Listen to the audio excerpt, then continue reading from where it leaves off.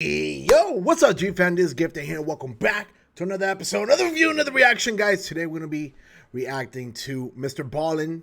This child star is evil.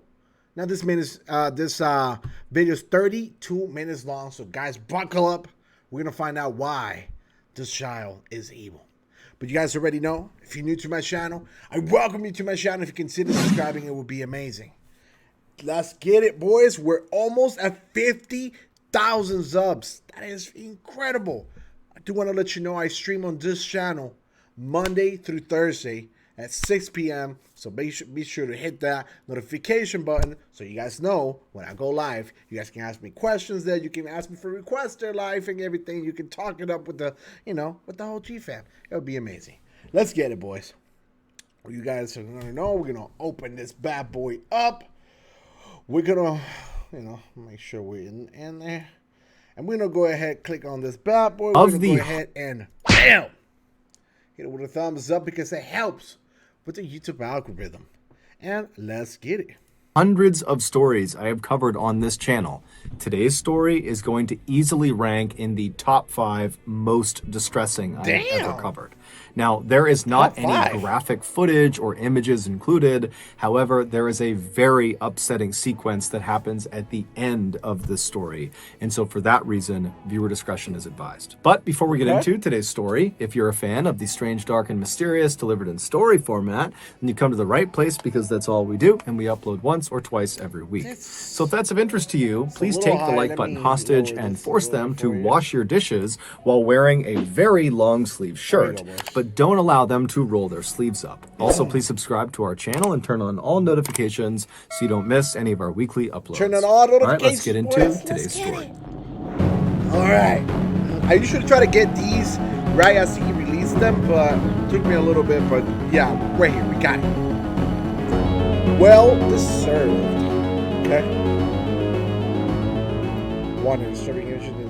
In 1986, Tom Hawks was a 39-year-old father of 2 teenage boys. He had previously been married to his boys' mother, but they had ultimately gotten a divorce. That year, Tom and his 2 sons were at this local chili cook-off in their neighborhood in Newport Beach, California, when Tom was looking out across the sea of people, and he sees this stunningly beautiful woman he's never seen before, and he just finds himself staring at her. And he stares at her so long that this woman, she ends up noticing, and she looks up and kind of smiles and blushes and looks away. And Tom immediately is totally embarrassed because he just got caught staring at her. And so he decides, you know what, I got to go over there and introduce myself. And so Tom, who's this totally ruggedly handsome, muscular guy with this incredible mustache, he strides across the lawn and he walks up to this woman and he introduces himself. And she is all smiles and she says her name is Jackie and she's 29 years old and she's single. And from that point onward, those two completely hit it off. They fell madly in love. And just a few years later, in 1989, they got married in front of 150 of their closest friends and family. And then after the wedding, Jackie moved in with Tom and his 2 boys. And even though the boys' mother was still alive, they began calling Jackie Mom, because Jackie not only lived with them, but also because she was so devoted to them, and she just was such a loving and kind person that it just made sense to do that. Also, Jackie, when she was 22 years old, she had gotten into this horrific motorcycle accident, and the internal damage that accident had done to her had left her unable to have kids of her own, something she'd always wanted to do. And so when she had the opportunity to be these boys' mother, she really leaned into it. And so she was like this fabulous mother. So over the years, Tom and Jackie raised their 2 sons, and then in 2002, when the boys were all grown up, they left the house. Now, this was a sad moment for Tom and Jackie to suddenly be empty nesters. I mean, so much of their identity was wrapped up in being parents, and they were very close with their sons.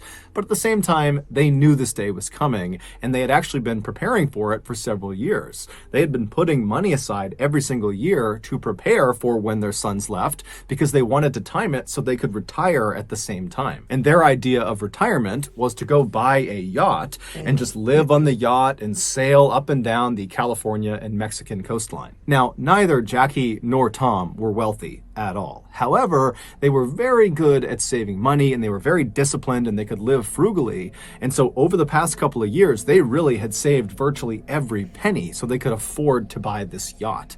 And so finally in 2002, when their sons do actually leave, Tom and Jackie, they sell their house in Newport Beach, California. And between the proceeds from the sale of their house and all this money they had set aside, they had enough to purchase this kind of beat up old small yacht.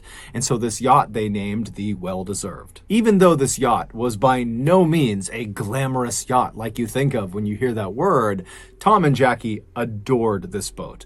And so as soon as it was theirs and they had docked it in Newport, they moved all of their belongings onto this boat because they're going to live on this boat. And then they began meticulously cleaning it and organizing it and upgrading it everywhere they could within their limited budget. And by the summer of that year, this boat was beautiful, both on the outside and the inside. It was very cozy and very clearly had the touch of Tom and Jackie. It was a home. And so for the next 2 years, Tom and Jackie, they lived the dream. They took that yacht and just sailed up and down the coast of California and Mexico, and they would watch these beautiful sunsets, and they would catch fresh fish, and they would drink cocktails together. I mean, they were really enjoying their retirement.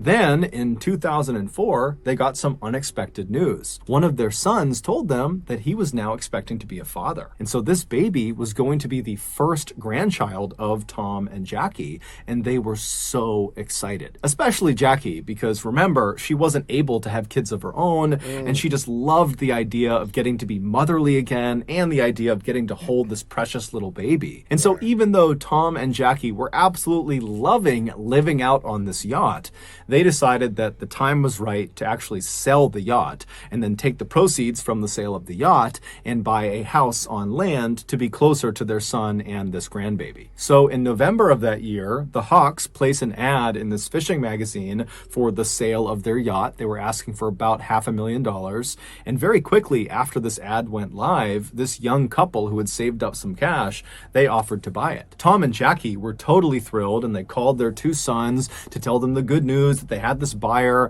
and that in the next couple of days the sale would be finalized and then they would be in touch. And so the sons, they're expecting to get a phone call from Tom and Jackie any day, but a couple of days goes by and they haven't heard from them. And so the sons begin calling their parents, and their parents aren't picking up their phone. Now, Tom and Jackie were not the type to go any amount of time without being in touch with their family. And so this was very uncharacteristic.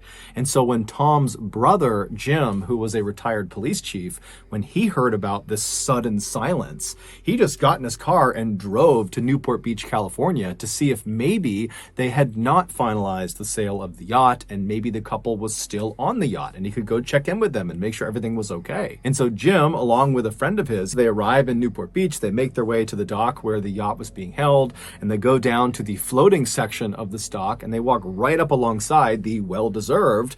And just from where they're standing, it does not seem like anyone is on the yacht. However, as they're standing there just kind of looking at this yacht right in front of them, Jim notices a couple of oddities. He sees there are lines hanging over the side of the boat that should have been stowed. And Tom was known for being incredibly meticulous and orderly. I mean, that yacht was spick and span always. And so he would not have left these lines draped over the edge of the boat unless he was on board, and he wasn't. And so Jim's also looking around and he sees there are a couple of tarps that go over some of the control panels that had been taken off, but then not put back on the control panels. And so again, that's not something Tom or Jackie would have done.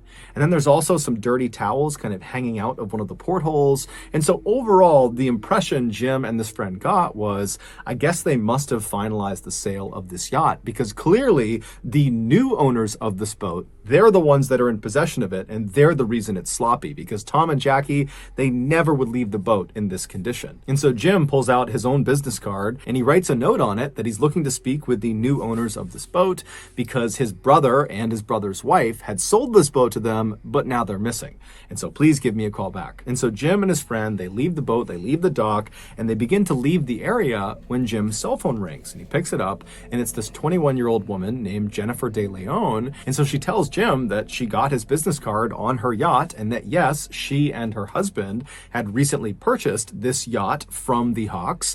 But like Jim, they were having a hard time getting in touch with the Hawks as well, because after acquiring their boat, Jennifer said she and her husband realized there were a couple of controls on the boat that they didn't know how to use. And so they needed to talk to Tom and Jackie to explain how to use them. Also, Jennifer said she had found some personal belongings that belonged to Tom and Jackie that were stuffed in a couple of drawers that just got left behind. And so she wanted to return that property to them as well. But she's telling Jim, I'm trying to get in touch with them and I can't get in touch with them. And so Jim asked Jennifer, when was the last time you or your husband saw Tom or Jackie? And she would say, the last time we saw them was when we actually finalized the sale of the boat, when we literally gave them the money and we watched them take the money, hop in their car and drive away. Jim asked her if she had any idea where they might have been going. And Jennifer said, we really didn't have that many personal conversations with Tom or Jackie. It was mostly just business stuff. But in the limited personal interactions we did have, Tom would always talk about how he and Jackie planned on buying a house in Mexico in this town that bordered Arizona, because apparently they have a son that lives in Arizona and he's about to have a baby, and they were talking about how they wanted to be very close. Jim thanked Jennifer and asked her, if you hear from Tom or Jackie, please let me know. And then Jennifer says to Jim, same thing to you. If you hear from them, please let me know because I need to talk to them too. And so they hang up, and Jim is left thinking, what's going on here? And then Jim remembers there's this woman that Tom and Jackie had hired. Her name was Patricia. And for the past couple of years that they had been out on their boat, they knew they would not have great internet. And so they would not be able to consistently be able to pay their bills and pay taxes. And so they had hired this woman, Patricia, who was also a friend of theirs, to basically pay their bills and manage their finances. And so Jim gets her number and he calls Patricia. And the first thing he asks her is, hey, have you spoken with Tom or Jackie recently? And she says, no, I haven't. And so Jim explains the situation and then asks Patricia, has Tom or Jackie recently made a large deposit into any of their accounts? Because just a couple of days ago, they would have received nearly $500,000. And so Patricia, she checks the accounts and she says, no, there's been no deposits made. And so Jim and Patricia are talking on the phone, trying to rationalize why Tom and Jackie would not have deposited so much money. And they really couldn't come up with a reasonable explanation for it. And so after Jim hung up with Patricia, he just had a bad feeling about what was going on. And so Jim called the Newport Beach Police Department and he officially reported Tom and Jackie missing. The first thing the Newport Beach Police Department did with this missing person report was to do some digging on the new buyers of this yacht, the deleons. And when they looked at the 25-year-old husband named Skylar, they discovered he was a felon. He had been arrested and convicted of armed robbery and had spent some time in jail for it. And so naturally, the police were immediately suspicious of Skylar DeLeon and really the DeLeons in general, because they were the last ones to see the Hawks before they went missing. And so they sent one of their detectives down to the dock to just kind of walk around the yacht and just kind of feel it out, see what's going on down there, see if there's anything unusual. And so this detective goes down to the dock, they walk onto the floating section of the dock, and they walk right up alongside the well-deserved. And from the looks of it, it doesn't appear that anybody's on board. And as this detective is kind of looking in the window and just kind of looking around, they think they see what looks like a bloody handprint inside the boat. And so that would end up being enough to get a search warrant. And before long that day, there were police swarming this boat, looking all over it. But it would turn out that was not a bloody handprint. It was actually just some rust. And there was nothing else of significance that was found on board this boat. And so the police are pretty frustrated because they really don't have any leads. And so they contact Skylar DeLeon and they say, hey, you need to come into the police station and explain exactly what happened during your final interaction with the Hawks. And so Skylar comes to the police station, he's totally cooperative, and he explains to the detectives that, he saw this ad in this fishing magazine for a yacht. He contacted Tom Hawk and said, I'm interested. The two of them met up and then went out for a sea trial, which is basically a test drive, but for a boat. And during the sea trial, Skylar told Tom that he liked the boat and he wanted to go forward with the purchase. And so on November 15th, Skylar, along with his pregnant wife and his young daughter, and also a notary and another person, a friend of Skylar's that was there just kind of as a witness, they go to the parking lot of the dock right near where the yacht is. And then the Hawks show up, Tom and Jackie, and the DeLeons literally hand over a suitcase full of cash to Tom, and then Tom and Jackie, with the notary, they signed the sale documentation, basically giving the boat over to the deleons, and then Tom and Jackie took their suitcase full of cash, hopped in their SUV, and they drove off, presumably to go to Mexico. When the police asked Skylar, how were you able to afford such an expensive vessel, Skylar would tell them that back in the 1990s, he was actually a child star, or kind of. He was an extra on the very popular TV show Power Rangers, and from being on that show, he had made a bunch of money and he had set it aside. And as Skylar is telling the detectives this, he kind of just stops himself at some point and he's like, you know what? That's not really the truth. The reality is the reason we had the money to do this is not because of the cash I got from being a child star. It's actually because I stole the money. It would turn out that armed robbery that Skylar was convicted for and spent some time in jail for, that was because he was stealing money from this drug kingpin. And before he was arrested and sent off to jail, he had managed to take the money that he had stolen and hide it. And then after he had gone to jail and got out again, he came back to his hiding space and he just retrieved the money. But this money was stolen drug money, so it was hot. And so he needed to get rid of it. He needed to launder the money. And so that was why he was buying this yacht. He was going to buy it with this dirty money in bulk, in cash, and basically transform this hot, dirty money into this yacht. And then he was going to sell the yacht and get clean money for it. Right. And so the police are totally shocked at this confession because Skylar has just completely incriminated himself in a money laundering scheme. But the police would ultimately say to Skylar, you know what? We're not going to charge you with money laundering because you're being so forthright and helpful with this investigation.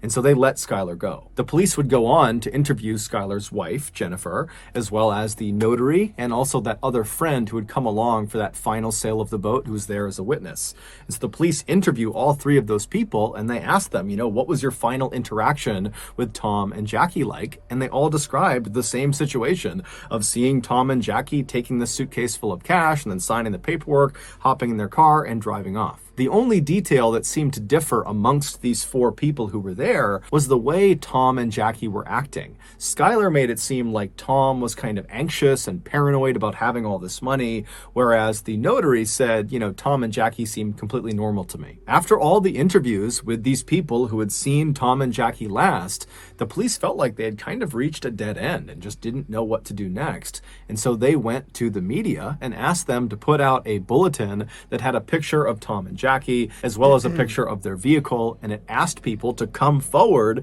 if they had seen them. And sure enough, within a couple of days of this bulletin going out on TV, this older couple in Mexico called the police to say the Hawks SUV is right across the street from me right now. It's parked right on the road. And so naturally, the Mexican authorities, as well as American authorities, they rush to this location and they charge up to the house where this SUV is parked, and they're kind of expecting to find Jackie and Tom inside, or someone that at least knows Tom and Jackie. But when they knock on the door, this guy nobody recognized, someone who was living in Mexico, he comes up to the door and he's looking very confused, and the police ask him, you know, whose SUV is that parked outside? And he said, oh, well, that's my friend's car. And they say, well, is your friend Tom or Jackie Hawks? And the guy's like, no, who's that? The car belongs to Skylar deleon. This was, of course, the moment when the police realized Skylar was lying to them. He had told police the last time he had seen Jackie and Tom, they had hopped in their SUV and they had driven off. But clearly that was not the last time, because he somehow managed to acquire their car afterwards, and then he gave it to this random person in Mexico. So the police in Newport Beach, they used Skylar's money laundering confession on camera to bring him in. They arrested him on money laundering, and then with him in custody, they searched his home. And inside of his and Jennifer's house, they found all these things that belonged to the Hawks. Things like laptops and video cameras, things Tom and Jackie would not have left behind on the boat. But despite all this evidence connecting Skylar deleon to the Hawks' disappearance, he maintained his innocence and said this was just a big misunderstanding. And then while he was in custody getting grilled by police, his wife, Jennifer, was also saying the same thing, that Skylar didn't do anything. She was even going on talk shows and talking about how this is just one big misunderstanding and Skylar had nothing to do with the Hawks' disappearance, that they are just as concerned about Tom and Jackie as everybody else is. But the police were not buying it. They knew Skylar knew something something that he wasn't telling them, obviously. However, they weren't really getting anywhere interviewing Skylar. He was just kind of saying, look, I had nothing to do with it. And so the police decide, let's go back and re-interview the notary and also that other friend who was there as a witness on that day that the final sale of the boat took place. And so they call the notary back into the police department, and the notary is this woman named Kathleen Harris, who's never gotten in trouble in her life, and she's been a very successful notary for a long time. And so she sits down, and they ask her again to describe her final interactions with Tom and Jackie. And once again, she says, yep, they came over, they signed the paperwork, they took their cash, they got in their SUV, and they drove off. But under follow-on, very intensive questioning by the police, Kathleen would finally break. And she would say, actually, I've never met Tom and Jackie in my entire life. I was paid up front in cash by Skylar deleon to backdate those sale documents that had already been signed. I have no idea what happened to Tom and Jackie. Next, the police went out and got that friend who was also there at the time of the final sale, that witness. His name was Alonzo Mason. And so they bring him in and they ask him, what was your final interaction like with Tom and Jackie? And at first he stuck to the story that, they got the cash, they hopped in the SUV, they drove off, that's all it was. And the police stop him and they're like, we just spoke to the notary and she said she was lying. She wasn't even there. She had backdated those documents. So we know you're lying. And so as soon as Alonzo got caught red-handed, he began to clam up. And it was pretty obvious he did not want to say anything else. And since the police really needed something to happen with this case, they said to Alonzo, we will make sure your sentence is heavily reduced if you tell us everything you know about what happened to Tom and Jackie. And so Alonzo says, okay, I'll tell you. Alonzo was a young guy, very impressionable. He was in his early to mid-20s, and he was actually a jailer, and he had met Skylar when Skylar was in jail. He was in jail for that armed robbery. And so after Skylar gets out of jail, Alonzo and Skylar somehow stay friends, and they spend a lot of time together. And then in November of 2004, Skylar pulls Alonzo aside, and he confesses to him that he is in fact an international assassin, that people paid him to kill people, but only bad people, Skylar said. And he says to Alonzo, I have a current contract on two really bad people, Tom and Jackie Hawks, but I need help carrying this out. And so if you will help me carry out this contract, I will give you $1 million US. And so Alonzo's like, man, okay, yeah, I'll help you. And so on November 15th, Skylar, Alonzo, and a third man that Skylar had recruited to be a part of this job. He was this big, muscular, intimidating looking guy who was actually a longtime Southern California gang member. His name was John Kennedy. Those three, they show up at the parking lot of the dock not to finalize the sale of this yacht. They weren't even close to finalizing the sale.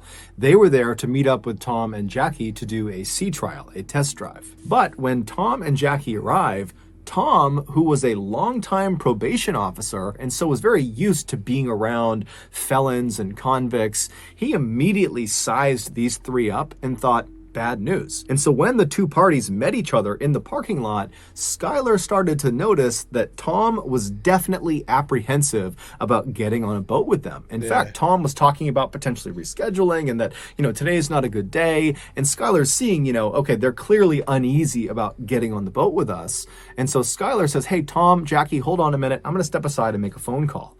And so Skylar steps aside and he calls his wife, Jennifer, and she was not far away. And so just a couple of minutes later, Jennifer pulls into the parking lot carrying her little 1-year-old baby girl. And as soon as she walks over to this group, the dynamic completely changes. Jackie sees this baby and she immediately falls in love with it and she wants to hold the baby and she loves Jennifer. Jennifer is so sweet. And so Jackie seems very much at ease and Tom notices that. And so Tom begins to loosen up, and before long, Tom is saying to Skylar, you know what, guys? Today's fine. Let's do the sea trial. And so the group eventually begins to make their way onto the yacht, the well-deserved, to do the sea trial. And right as they're about to get on, Jennifer says, hey guys, I can't go on the sea trial. The baby's upset. I gotta go home. I'll see you guys when you get back. And at this point, Tom and Jackie, they've already committed to doing the sea trial. And so even if they were a little bit apprehensive going on this boat with just these three guys, they put their faith in the deleons that this was on the up and up. So the two Hawks, along with these three men, they get on board the boat. boat, and they begin heading out towards open water. And so Tom was piloting the boat. And at some point, when they were very far away from the dock and really any land in any direction, Skylar and John come up to Tom and they say, hey,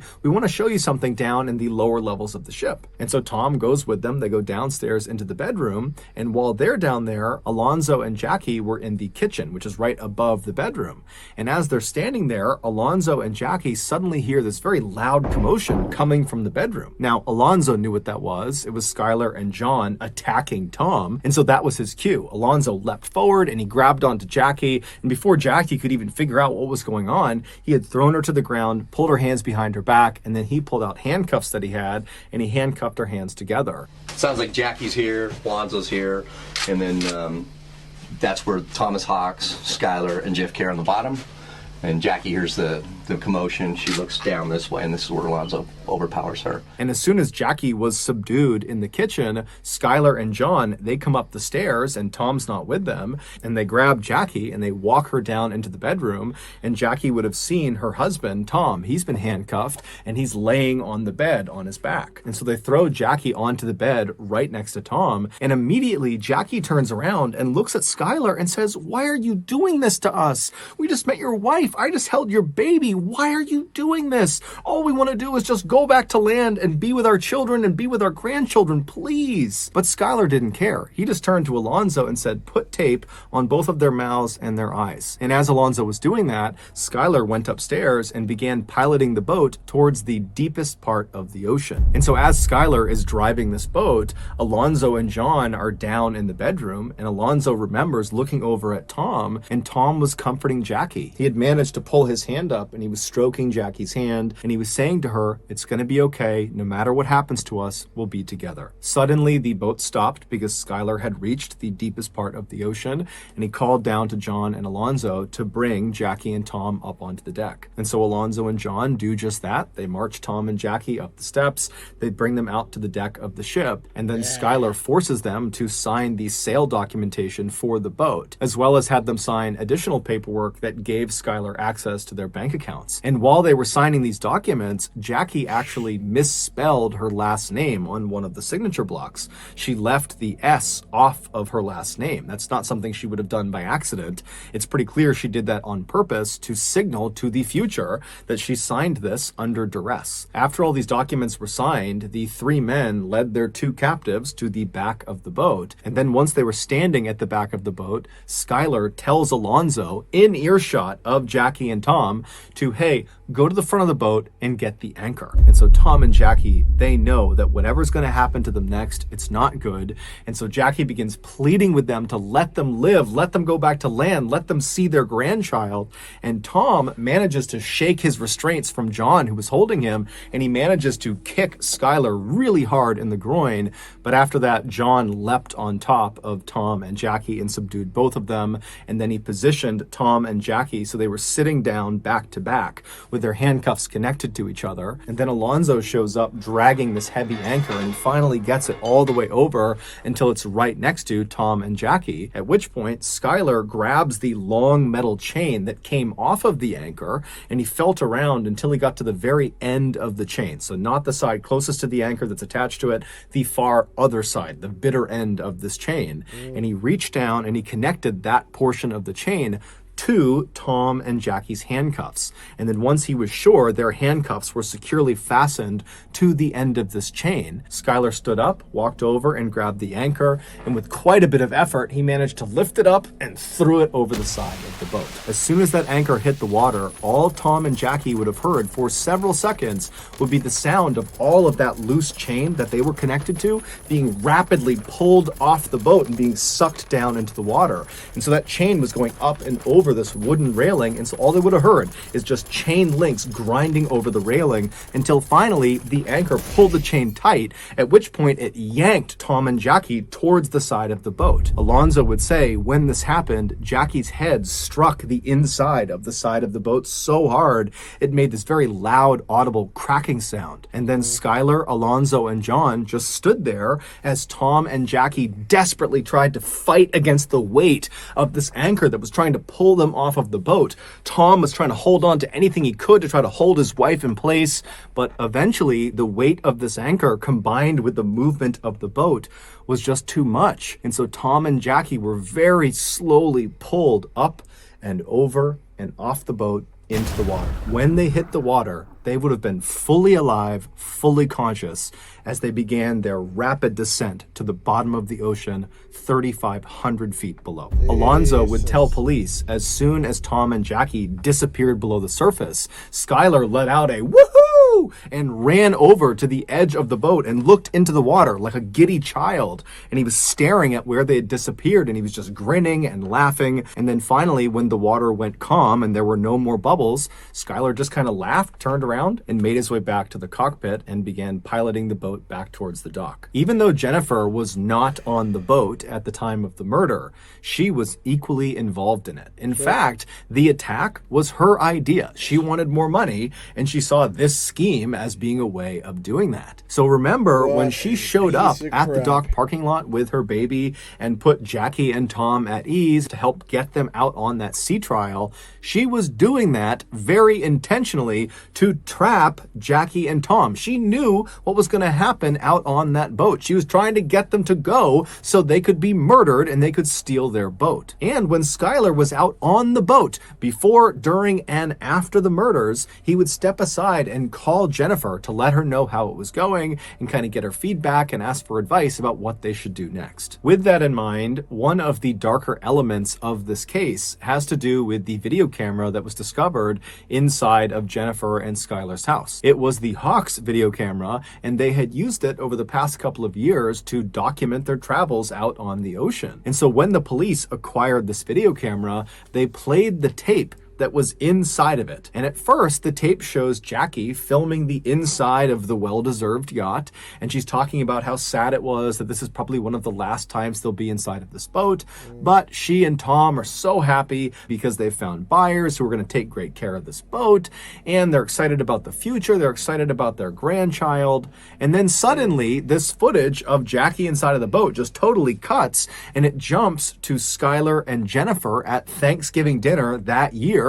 playing with their daughter and just having this great time, meaning just days after Jennifer and Skylar murdered Tom and Jackie in the worst way imaginable, they took their camera and just began using it for their own lives, recording their own life over the memories of Tom and Jackie. Jennifer and Skylar truly didn't care at all about what they had just done. Alonzo would ultimately be sentenced to 20 years in prison. He would have gotten a much more severe sentence, but because he provided all of the details of what happened and he was promised a reduction in sentence, he was only given 20 years. Jennifer would be sentenced to life in prison without the possibility of parole, and John Kennedy and Skylar were sentenced to death. Woo! As of November 2021, Tom and Jackie Hawk body have still not been found. Yeah, how are you gonna find that body? So that's gonna do it, guys. That's crazy, bro. What a crazy story. My God, there's people out there that are just like, bro, they're worth nothing, and these are those type of people. All right. Doubles this child star is evil. It is crazy, man. I can't believe, I don't know how some people just have the heart and like, yo, how do you do that? How do you do that to someone? I don't know, man. It is very questionable. That's just crazy to me. But guys, thank you so much. I truly appreciate you. I hope you guys enjoyed today's video. If you did, please hit it with a bam thumbs up. It would truly help out. Other than that, guys, if you guys have any other requests, please leave it down in the comment section. And if you guys want to keep in touch with your boy, you can find all my social medias down below. Other than that, as always, stay gifted, stay true. Peace. Perfect.